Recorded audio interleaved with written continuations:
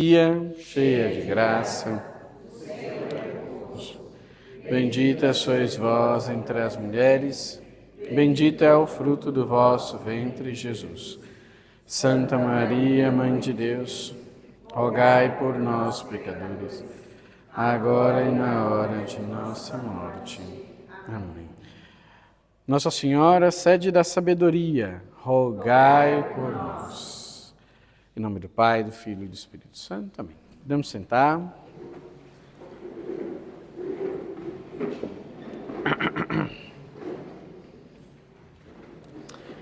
Bom, nós vamos ser, em virtude também do horário, porque afinal de contas a gente não quer, né? Nós vamos ser mais sucintos hoje um pouco. Mas vamos ver se a gente consegue falar de pelo menos aquilo que eu pretendia que a gente visse nesse nosso encontro. Muito bem, na última vez que nós nos encontramos aqui, nós fizemos uma pequena introdução, falamos um pouquinho daquilo que é o fundamento para a gente conseguir caminhar, e depois falamos sobre o primeiro dogma, o dogma do qual praticamente todos os outros descendem, que tem nele o seu fundamento, o dogma da maternidade divina de Maria. Então hoje, agora, nós vamos passar para o próximo, que seria a virgindade perpétua de Nossa Senhora. A maternidade de Maria, a maternidade divina, como nós vimos, Maria é verdadeiramente Mãe de Deus. Essa maternidade, ela se realiza de forma extraordinária e sobrenatural. Como nós vimos, por mais que seja uma maternidade em tudo biologicamente semelhante à nossa, ou seja, Nossa Senhora é de fato Mãe de Jesus, ela não é um receptáculo que o acolhe e que depois se abre para que ele vá embora. Ela de fato é mãe que recebe, que gesta e que depois dá à luz. Nós sabemos que essa verdade acerca da maternidade divina de Maria mostra-se completamente irrepetível. A realidade dessa maternidade é irrepetível, é única, apenas destinada a Nossa Senhora, a conceber dessa forma o Filho de Deus que deveria vir a esta terra para nos salvar.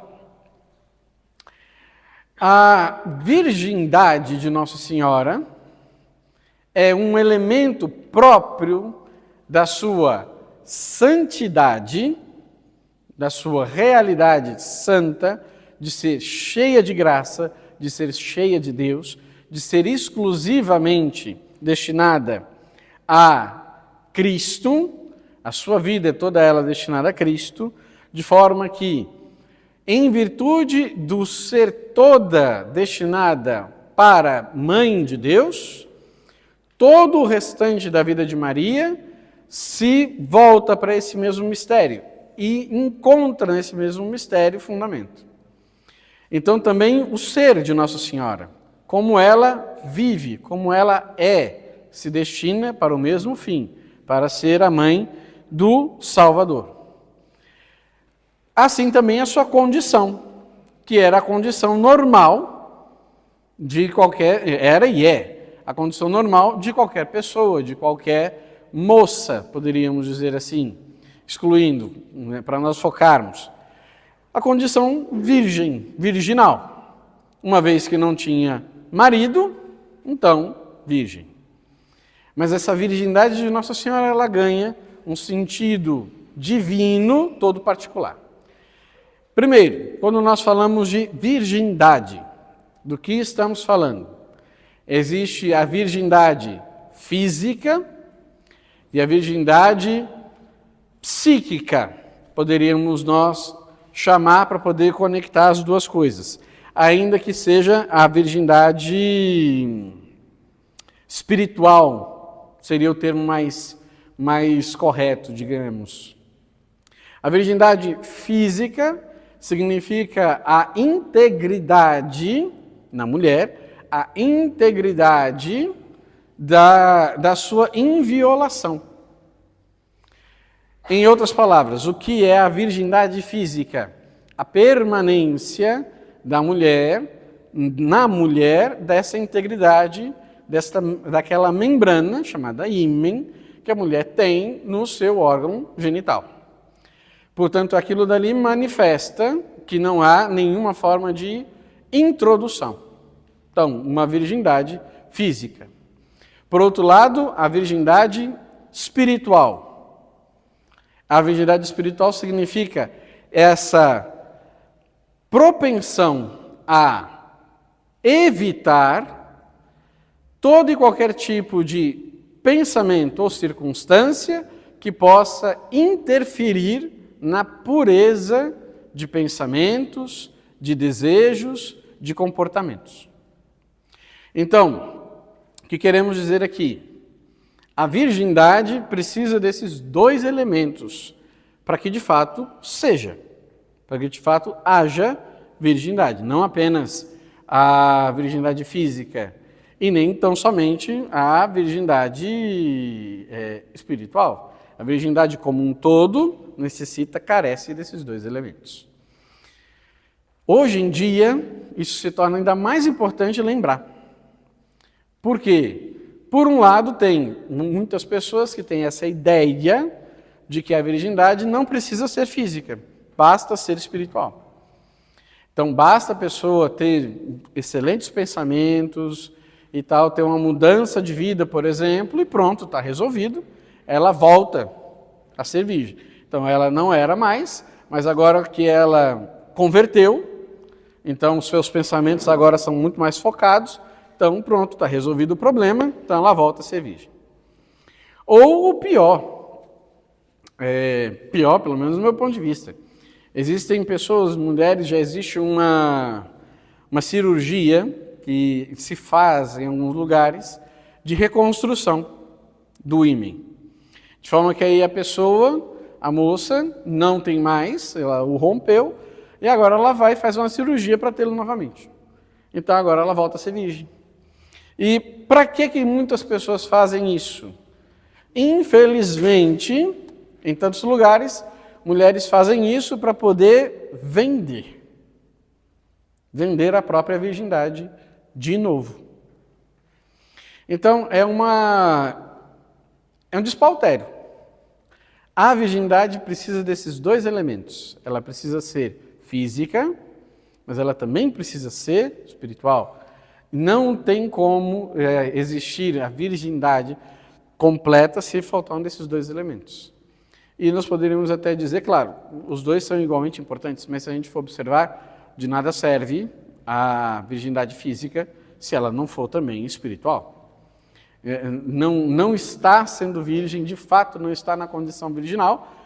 Uma mulher, por exemplo, aqui estamos falando desse ponto, mas uma mulher que, ainda que ela tenha a integridade física, o pensamento é só aquilo o tempo todo, e a mente focada, e os desejos e tal.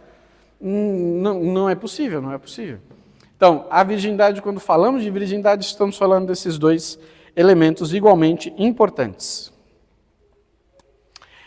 O sentido teológico da virgindade, e principalmente da virgindade de Maria. Bom, no tempo de Jesus, ou seja, no Novo Testamento, a virgindade ganha um elemento, ela ganha um sentido completamente diferente.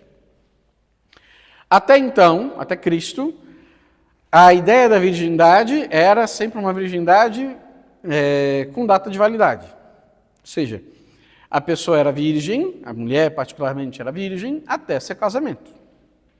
O homem também deveria ter, em nenhum lugar tem uma dispensa. É os dois. Mas estamos falando aqui de uma mulher, então estamos focados na virgindade feminina. A mulher era virgem até o seu casamento. Então, a virgindade em si, ela não é tida como uma virtude, mas como uma condição transitória. Uma condição que tende a desaparecer. A mulher que não se casa, pelo menos no mundo bíblico do Antigo Testamento, a mulher que não se casa, a mulher que não tem filhos, não é uma mulher feliz, não é uma mulher bem-aventurada, não é uma mulher abençoada. Pelo contrário, se ela casada não tem filhos, é uma mulher provavelmente amaldiçoada. Ainda que exista lógico, existe também um elemento cultural, e esse elemento cultural também muito marcado pelo machismo da época. Porque não se tinha tanto na mente a possibilidade do homem ser infértil. Mas era mais da mulher, sempre era a mulher. Então, a virgindade, ela era algo transitório, destinado a ser transitório. Não era visto como uma virtude em si, mas como uma condição que tende a desaparecer. De preservação, claro, de preservação para um determinado momento, mas nunca para uma vida inteira. No Novo Testamento, isso ganha uma mudança dramática, drástica. Em primeiríssimo lugar, Cristo. Cristo é virgem.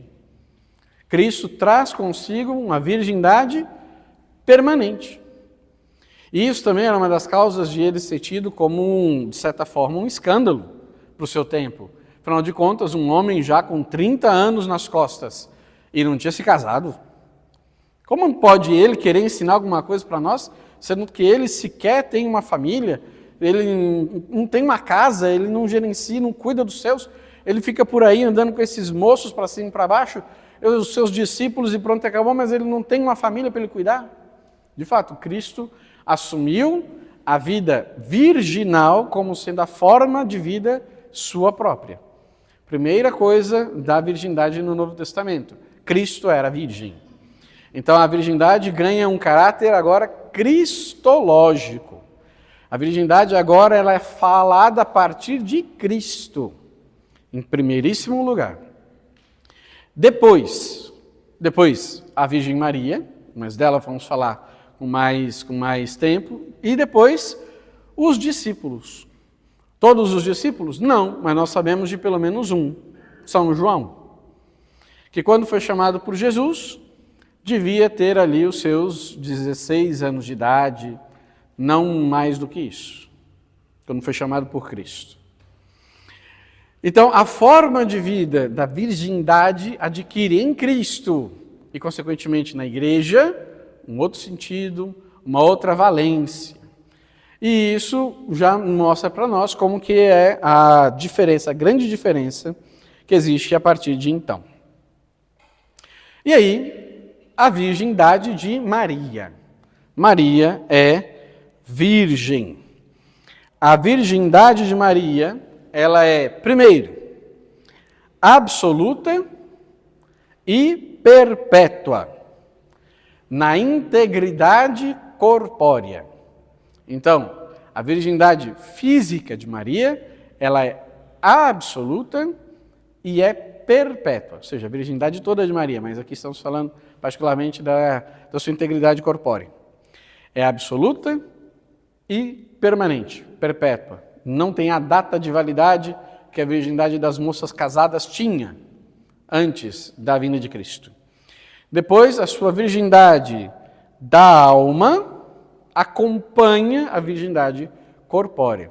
Em Maria não há inclinações para a impureza, não há inclinações para o que quer que seja que pudesse, de alguma forma, infligir algum dano à sua virgindade, ao seu ser virgem. Então ela é virgem perfeita, perfeitamente virgem, no corpo e na alma. A virgindade de Maria, como nós já estamos vendo, é um dogma. Uma verdade de fé revelada, divinamente revelada. O que consiste o dogma da virgindade de Maria? Supõe, primeiro, que Maria concebeu milagrosa e virginalmente a Jesus. Então, primeira coisa, a concepção de Nossa Senhora, do Filho, Jesus Cristo, é milagrosa, não tem participação de homem e é virginal. De nenhuma forma, a virgindade de Maria é danificada pela concepção de Jesus. E por que é importante falar isso aqui? Como eu falei para vocês lá na primeira vez, Aqui não estamos lidando com catequese, né? A catequese tem o seu lugar, aqui nós estamos querendo aprofundar sobre essas verdades. Então, por que é importante falarmos disso? Nos tempos antes da Bíblia, né, se nós pegarmos tantas culturas e religiões anteriores ao Novo Testamento, que são mais ou menos ali parecidas, contemporâneas ao Antigo Testamento em vários pontos, mas, por exemplo, se nós pegarmos e tratarmos da cultura grega e da mitologia grega, nós vamos ter em mais de uma vez, vai comparecer a figura dos deuses que tomam a forma humana e eles descem para conviver com os homens, para estar com os seres humanos. Os deuses romanos, os deuses gregos descem para conviver com os homens. E várias vezes vai acontecer de que uma divindade vai assumir a forma humana para ter uma mulher.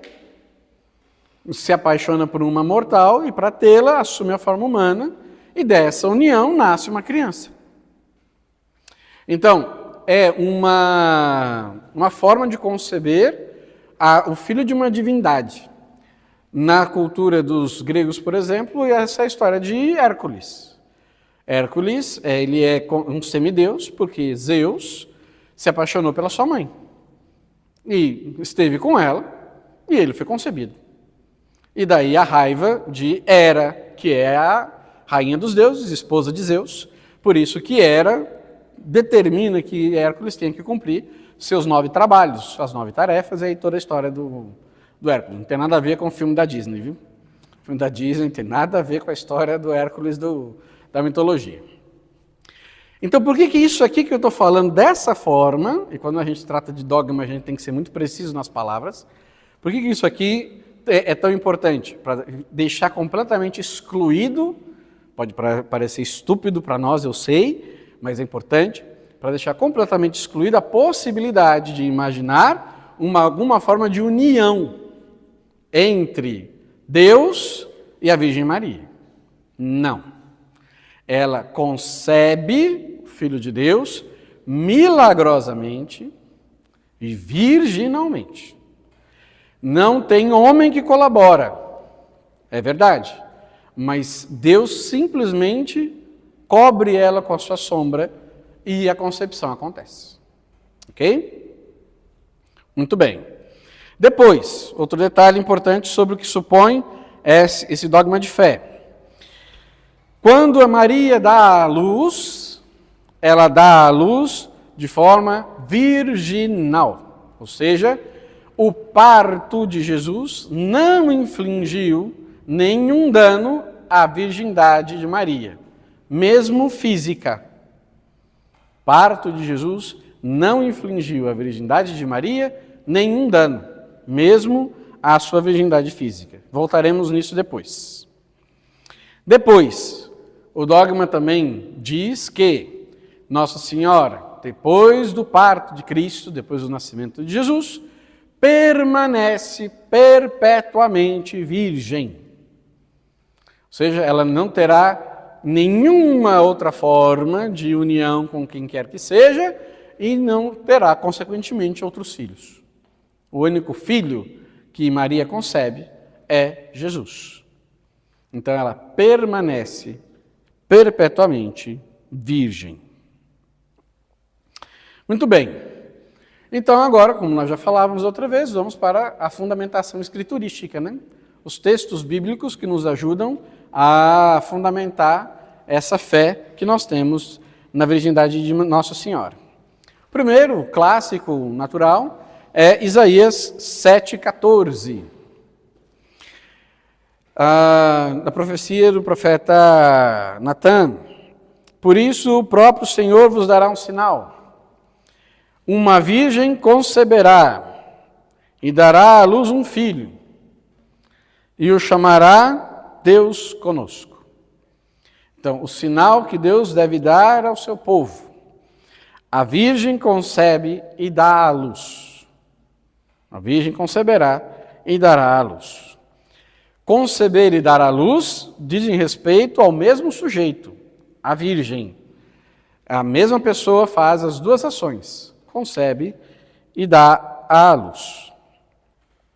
Esse texto, depois, justamente, ele vai ser citado pelo próprio anjo no anúncio à Nossa Senhora. E então nós temos em Mateus 1, 18 a 24.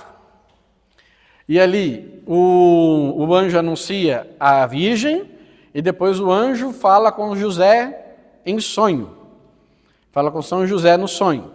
E a São José, mais uma vez, o anjo vai citar esse texto, que ela deveria conceber, a Virgem conceberá e dará à luz um filho. E ele será chamado Emanuel, que significa Deus está conosco. Portanto, o que está no Antigo Testamento se cumpre no Novo Testamento, e isso está no próprio Evangelho. O que é importante? Lembrarmos, teve até uma campanha, uns anos atrás, da Globo, uma campanha de Natal, que a Globo fez para falar contra a virgindade e para dizer que é mentira que Nossa Senhora é sempre virgem, que é um problema de tradução. Uma coisa, né, muito estúpida, muito burra mesmo, que é própria de uma pessoa que não sabe exatamente nada do que está falando e ainda faz uma propaganda na televisão para falar disso. Mas ok. Como se fossem os especialistas em hebraico que estão lá ajudando em alguma coisa. O texto de Isaías, ele diz, a Virgem conceberá. Ao falar isso, na verdade o texto original, ou seja, em hebraico, aqui, a terminologia que se usa é a jovem que nunca concebeu. A jovem que nunca concebeu, é o que está escrito ali. Quando esse texto, e aqui, rapidamente só para poder, porque isso aqui, os evangélicos pegam bastante nesse ponto aqui. Então a gente tem que entender bem do que se trata. Em um determinado momento da história antiga, o Antigo Testamento em hebraico, todo ele escrito em hebraico, ele foi traduzido pelos judeus que estavam dispersos pelo mundo, fora de Israel. E aí, então, ele foi traduzido do hebraico para o grego, que era a língua que se falava mais. Essa tradução é chamada tradução dos 70, a Bíblia dos 70. Por que chama a Bíblia dos 70? Por causa de uma lenda que conta a história dessa tradução. O rei tinha uma biblioteca enorme, com todos os livros do mundo. Todos os livros estavam lá. Mas faltava o livro dos Hebreus, que era, né, o Antigo Testamento. Faltava o livro dos Hebreus. Chamou 70 sábios dos Hebreus para traduzirem do hebraico para o grego. E aí, depois que todos os 70 tivessem terminado, eles iriam escolher a melhor tradução. Ia pegar a melhor tradução e essa ia ser a tradução que ia para a biblioteca do rei. Quando eles separados terminaram o trabalho, quando foram constatar, todas as 70 traduções eram idênticas, sem tirar nem pôr uma vírgula. E aí, então, deu-se o nome dessa tradução de Bíblia dos 70. Esse texto é o texto hebraico traduzido para o grego. Quando ele é traduzido para o grego, aí sim, ele ganha esse termo, virgem. A virgem conceberá e dará à luz um filho. O que é o mais relevante para nós? Não é hebraico, grego e etc. O que realmente importa para nós? O que está no Evangelho. E no Evangelho, quando o anjo fala, ele cita a virgem. A virgem conceberá e dará à luz um filho. Esse é o mais importante. Depois, nós temos ainda um paralelismo contido em Lucas com Isaías 7,14, que justamente são citadas as palavras do anjo, remetem a Isaías, a esse texto de Isaías que nós estávamos falando, ainda que é São Mateus quem cita, ao pé da letra, as palavras da profecia. Mas Lucas também recorda. Lucas 1, 26 a 33. Porque como Lucas, o anjo diz à Virgem Maria, eis que conceberás e darás à luz um filho, e lhe porás o nome de Jesus. Depois nós temos em Lucas 1, 34, um texto que nos ajuda com relação à virgindade após o parto. Na conversa com o anjo, a Virgem Maria diz: como acontecerá isso se eu não conheço o homem? Como acontecerá isso se eu não conheço o homem? Bom, aí nós temos que entender mais uma coisa aqui. O matrimônio hebraico, no tempo de Jesus, ele se estruturava em dois momentos distintos. Num primeiro momento, acontecia aquilo que a gente poderia chamar o contrato. Então, os dois que queriam se casar, as duas famílias, faziam o acordo entre eles de que eles iriam se casar mesmo. E aí, em casa, ali, entre eles, família, eles celebravam que então os dois casaram, estão casados. Terminado isso, cada um para o seu canto. A mulher volta para a casa da sua família e o homem para a casa dos seus familiares. E eles vão ficar um tempo separados, geralmente 1 ano, separados. Mas o que acontece? Já estão casados. Seria mais ou menos o que para nós seria o noivado. Mas aqui já é o compromisso, o casamento já aconteceu, já estão casados, só que ainda não estão morando juntos. Essa é a situação de Nossa Senhora. Quando ela vai receber a visita do anjo, ela já está casada com São José. Mas os dois, como vai dizer o Evangelho de São Mateus, antes dos dois coabitarem, que é a segunda parte do casamento, que é aquela bonita, da festa, das bodas, que é a noiva introduzida na casa do noivo, o noivo vem em procissão com as virgens, e aquela coisa toda que até no Evangelho aparece, certo? Então, essa parte não tinha sido feita, mas Nossa Senhora já estava casada com São José. Quando o anjo anuncia o nascimento de Jesus, ele não diz como, só diz que ela vai conceber e vai dar à luz, e essa criança é o Filho de Deus. E aí Nossa Senhora pergunta, mas como? Como isso vai acontecer se eu sou virgem? Se eu não conheço homem algum?